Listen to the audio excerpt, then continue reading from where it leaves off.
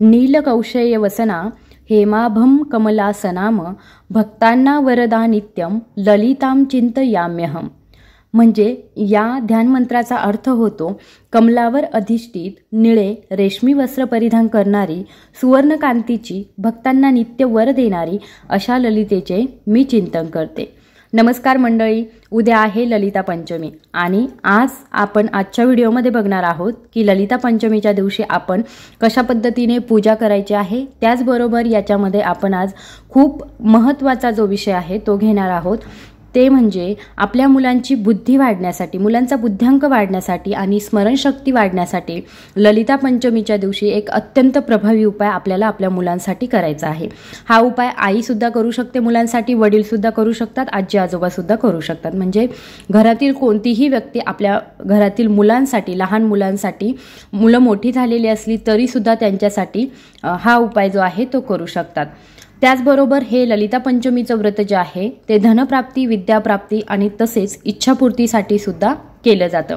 तर चला जास्त वेळ न घेता लगेचच व्हिडिओला सुरुवात करूया। तत्पूर्वी तुम्ही जर माझा आवाज पहिल्यांदा ऐकत असाल, चॅनलवर नवीन असाल तर चॅनलला सबस्क्राईब करायला विसरू नका। व्हिडिओ आवडत असतील तर लाईक आणि शेअर देखील करा।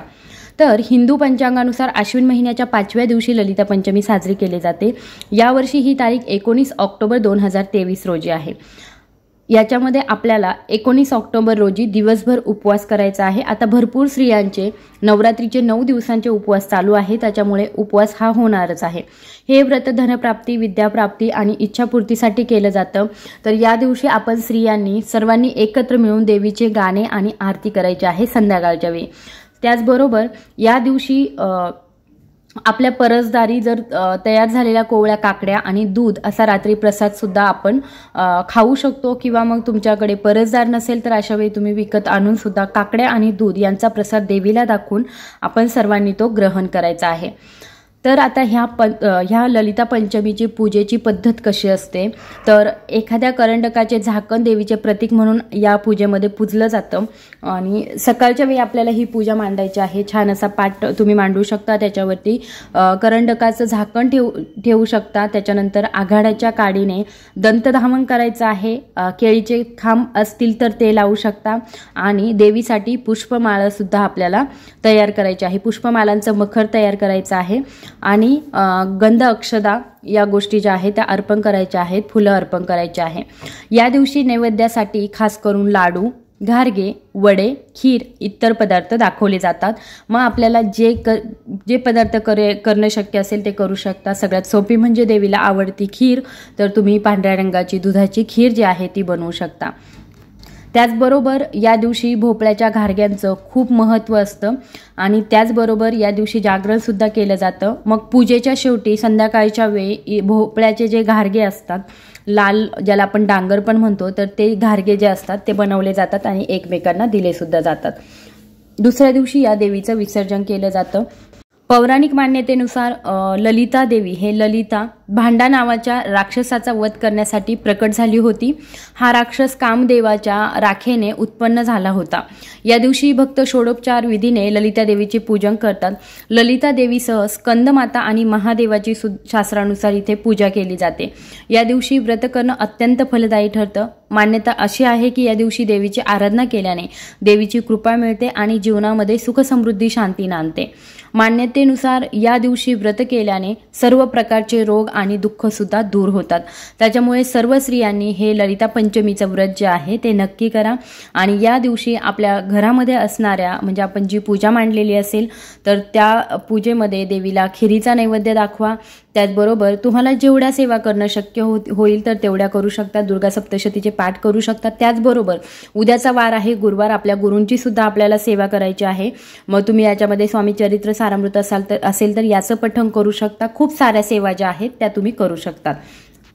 आता प्रत्येकाला जे शक्य होईल त्यांनी ते करा। त्याचबरोबर दुर्गा सप्तशतीचे पाठ ज्यांना करणं शक्य नसेल तर त्यांनी कुंजिका स्तोत्र अगदी 5 मिनिटांमध्ये आपलं कुंजिका स्तोत्र वाचून होतं आणि याचं पठण सुद्धा तुम्ही या दिवसांमध्ये करू शकता। तर आता येऊया की आपल्याला ललिता पंचमीच्या दिवशी आपल्या मुलांसाठी एक उपाय करायचा आहे। तो उपाय कोणता आहे? ललिता पंचमीच्या दिवशी माता सरस्वतीची पूजा केली जाते. माता सरस्वतीचा तुमच्याकडे फोटो असेल तर त्याची तुम्ही पूजा करू शकता.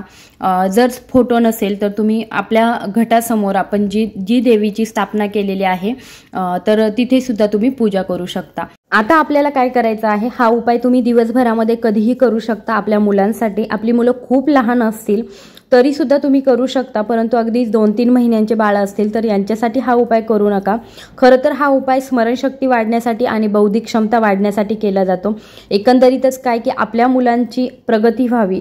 प्रत्येक गोष्टीमध्ये प्रत्येक आईला असं वाटत असतं की आपलं मूल जगाच्या पुढे असावं. कुठेतरी क्लासमध्ये जरी असेल तरी सुद्धा प्रत्येक आईची अशी इच्छा असते की आपलं मूल यांच्यापेक्षा उत्तमोत्तम कार्य करावं आपल्या मुलाने, किंवा कोणतीही एक्झाम असेल तर किमान त्याने व्यवस्थित सगळ्या गोष्टी कराव्यात अशी प्रत्येकीची इच्छा असते. स्मरणशक्ती चांगली असावी, बुद्ध्यांक चांगला असावा असं प्रत्येकीला वाटतं. परंतु या दिवशी जर तुम्ही या सर्व गोष्टी कराल ज्या आजच्या व्हिडिओमध्ये सांगणार आहोत तर त्या गोष्टी केल्यामुळे आपल्या मुलांचा बुद्ध्यांक वाढेल, स्मरणशक्ती वाढेल आणि त्याचबरोबर माता सरस्वतीचे आशीर्वाद सुद्धा आपल्या मुलांना प्राप्त होतील आणि याच्यामुळे आपल्या मुलं जे आहे ते नेहमीच प्रगती करत राहतील. तर दर महिन्यामध्ये जी पंचमी येते तिला सुद्धा तुम्ही हा उपाय करू शकता, परंतु नवरात्र उत्सवातील जी पंचमी आहे तिला हा उपाय करायला सुरुवात केली तर ते अतिशय उत्तम ठरतं. माता सरस्वतीची पूजा पंचमीच्या तिथीला केली जाते. माता सरस्वती ही विद्येची देवता आहे, आपल्या सर्वांना माहीत आहे. ज्या लोकांच्या घरामध्ये सरस्वती मातेचा वास असतो त्या लोकांची मुलं जी आहेत ती नेहमी प्रगती करत असतात, म्हणजे हुशार असतात. कोणत्याही बाबतीत असू द्या, परंतु आपल्या प्रत्येकाची इच्छा असते की आपली मुलं हुशार असावी, त्यांनी आपण सांगितलेलं ऐकावं किंवा त्यांना जे काही शिकवलं जातं ते त्यांना लिहिता यावं, करता यावं आणि परीक्षेमध्ये सुद्धा त्यांनी अव्वल मार्क मिळवावेत असं प्रत्येक आई वडिलांची इच्छा असते. तर प्रत्येकाने हा उपाय आपल्या घरामध्ये नक्की करा, याचा खूप चांगला फायदा आपल्याला बघायला मिळेल. तर काय करायचं आहे, सकाळी करू शकता. उद्याच्या दिवशी म्हणजे स्कूल असेल मुलांना तर तुम्ही संध्याकाळी सुद्धा हा उपाय करू शकता. आपल्याला काय करायचं आहे, थोडीशी मध घ्यायची आहे, दर्भाची काडी घ्यायची आहे. दर्भाची काडी आपल्याला धार्मिक दुकानामध्ये मिळेल. जर तुम्हाला दर्भाची काडी नाही मिळाली तर तुमच्याकडे एखादी सोन्याची काडी असेल तर ती सुद्धा तुम्ही घेऊ शकता. छोटीशी काडी लागणार आहे. नसेलच तर तुम्ही तुमच्या हाताने सुद्धा अनामिका बोट जे आहे त्याने सुद्धा हा उपाय करू शकता. थोडीशी मध घ्यायची आहे, आपण जिथे घटस्थापना केलेली आहे किंवा मग तुम्ही सरस्वती पूजन या दिवशी करत असाल तर तिथे आपल्या मुलाला बसवायचं आहे. तुमचे एक मुलं असू द्या, 2 मुलं असू द्या, दोघांना बसवा. एकटा असेल तर एकट्याला बसवा, मुलगा मुलगी कोणीही चालेल. आणि त्याचबरोबर मोठी मुलं असतील, समजा तुमची मुलं कॉलेजला वगैरे आहेत तरी सुद्धा तुम्ही हा उपाय करू शकता. अगदी लहानांपासून तर मोठ्यांपर्यंत करू शकता. खूप छोटी असतील 1 वर्षाच्या आतमध्ये तर तुम्हाला हा उपाय करता येत असेल तर करू शकता. तर आपल्याला काय करायचं आहे, मधाची जी काडी आहे, काडी घ्या, बोट असेल तर बोटाने तुम्ही मध घ्यायची आहे आणि आपल्या मुलाच्या जिभेवरती एम लिहायचं आहे. आता एम कसा लिहायचा ते मी इथे व्हिडिओमध्ये तुम्हाला दाखवून देते. फक्त आपल्याला एम लिहायचं आहे आणि आपल्या मुलांच्या बुद्धीमध्ये, शिक्षणामध्ये आणि एकाग्रता वाढण्यासाठी, बौद्धिक शक्ती वाढण्यासाठी आपल्याला एका मंत्राचं पठण करायचं आहे. तुमची मुलं मोठे असतील, कॉलेजला स्कूलला जात असतील, त्यांना जर हा मंत्र म्हणता येत असेल तर तुम्ही तो त्यांच्याकडून म्हणून घेऊ शकता. 108 वेळा या मंत्राचा जप करू शकता, 5 वेळा सुद्धा करू शकता, जसं जमेल तसं. तर आपण या मंत्राचा जप करायचा आहे. मुलं खूपच लहान असतील, त्यांना शक्य नसेल तर आईने, वडिलांनी, आजी आजोबा कुणीही त्यांना जवळ घेऊन बसा आणि या मंत्राचं पठण जे आहे ते करायचं आहे. तर हा मंत्र असा आहे, एकाग्रता आणि बौद्धिकता वाढण्यासाठी. शारदाये नमस्तुभ्यं मम हृदय प्रवेशिनी परीक्षाया समुत्तीर्ण सर्व विषय नामयथा. मी पुन्हा बोलते, शारदाये नमस्तुभ्यं मम हृदय प्रवेशिनी परीक्षाया समुत्तीर्ण सर्व विषय नामयथा. तर हा बुद्धीचा विकास होण्यासाठीचा हा मंत्र आहे. सरस्वतीचा बीज मंत्र सुद्धा आहे, तुम्ही तो सुद्धा म्हणू शकता. असं काही नाही की हाच मंत्र म्हणायचा आहे, परंतु सरस्वती मातेचा कोणताही मंत्र असेल तर तो तुम्ही तुमच्या मुलाला जवळ बसून म्हणा किंवा मग तुमची मुलं मोठी असेल त्यांच्या हातामध्ये माळ द्या आणि 108 वेळा हा मंत्र जो आहे तो आपल्याला मुलांकडून म्हणून घ्यायचा आहे. मंत्र मोठा वाटत असेल लिहून घ्या, मोबाईलवरती सर्च करा किंवा मग एखाद्या पेजवरती लिहा आणि आपल्या मुलाला म्हणायला लावा किंवा मग आईने म्हटलं तरी सुद्धा चालेल.